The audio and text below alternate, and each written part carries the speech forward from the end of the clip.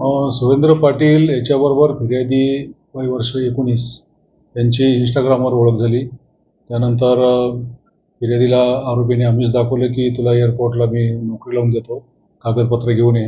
त्याप्रमाणे त्याने फेब्रुवारी महिन्यात तिला त्याच्या ऑफिसला बोलवलं.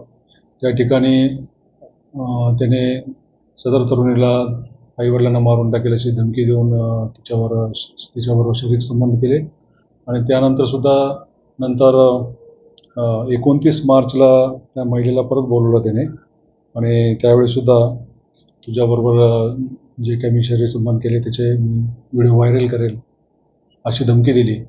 आणि तिच्यावर सोन्याची चेन चोरल्याचा आळ आणून तिची झाडती घेतली त्याने. आणि त्यानंतर ती कपडे काढायला लावले तिला. आणि त्यानंतर परत ती जात असताना त्यांच्या आरोपीच्या ड्रायव्हरने सुद्धा सदर प्रकार पुन्हा केला की तिला झडती घेण्याच्या उद्देशाने कपडे काढणे वगैरे हा प्रकार झालेला आहे. सदर प्रकरणी गुन्हा नोंद केलेला आहे आणि पुढील तपास चालू आहे. रेकॉर्डनुसार सुरेंद्र पाटील यांच्यावर एकूण 13 गुन्हे दाखल आहेत. मनपाडा, कोळसेवाडी आणि MFC पोलीस स्टेशनमध्ये. आणि आरोपी अजून मिळून आलेले नाही. त्यांचा ठाव ठिकाणा शोधतो आम्ही. अजून त्यांना अरेस्ट केलेलं नाही.